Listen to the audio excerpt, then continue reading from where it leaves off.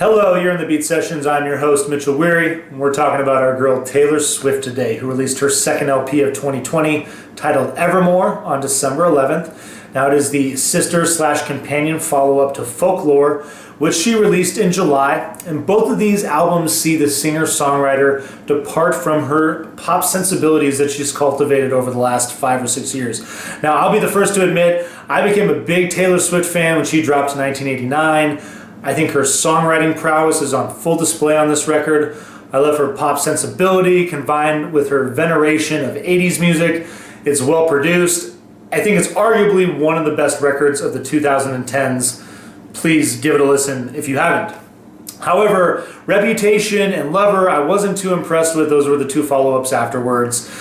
And it was really refreshing to hear Folklore drop this year, and even more so Evermore, which differs a little bit than its predecessor in that it has more of a pop influence, and I definitely like that. You get Aaron Dessner from The National helping her with both of these records.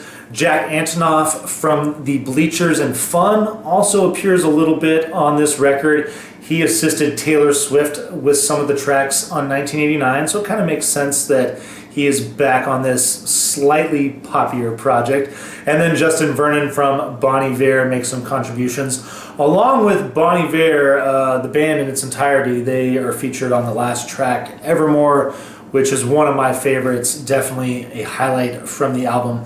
But what I will say about this record is that it is a little darker than Folklore, and I appreciate about that. Released in December, kind of has that harrowing winter vibe. I think Long December by Counting Crows. Think The Winter of Our Discontent, the opening line to Richard III, or the title of John Steinbeck's classic novel. But either way, Taylor Swift takes full advantage of that theme and really incorporates it well into the album. These are songs about love, about life, and they take a more realistic approach in that darker element, and that sometimes life just doesn't work out the way we want it to. Gold Rush is a highlight on the album. I would say "'Tis the Damn Season" is a great track. I thought the title was so cheesy, and then actually listen to the lyrical content.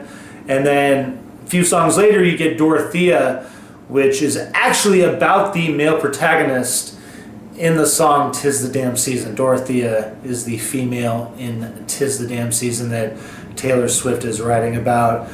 Frankly, I just think it's cool to see her take this third-person approach in her songwriting process to both albums. I really think it comes to live in the song "No Body, No Crime" on Evermore. Really just a good, edgy folk song, good guitar picking throughout it. She brings in the trio of Haim to help her out on this track, so I was really impressed by that. Champagne Problems, another one of those good songs. I believe it's the second track on the album. It just sounds like you've heard this song 1,000 times before. It seems so familiar, but there's something about it that is just different the first time. It still floors you. It still blew me away. I hope you feel the same way when you listen to the track. I will say I really like the song Long Story Short. Kind of incorporates more of that pop sensibility that Swift has displayed on previous albums. Cowboy Like Me takes a bit of a different turn, really focuses more on that strong, just folkish songwriting element that is on full display in this record. Is basically just her and a piano and Aaron Dessner doing their thing. And then the one song that really struck me as special is a song called Marjorie. It's one of the few times that Taylor Swift is writing from a first-person perspective in these two projects, and she's talking about her grandmother. I know that I had a really tight relationship with my dad's dad as I was growing up. My grandfather, and the relationship that we had a chance to develop meant a lot to me as a young person.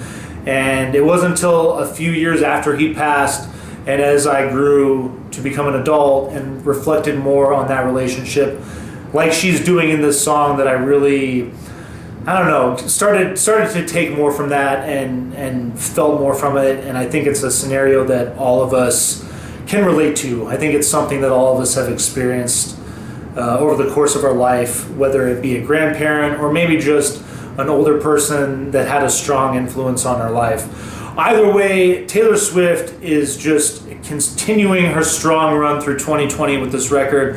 I'm going to give Evermore a strong vinyl please.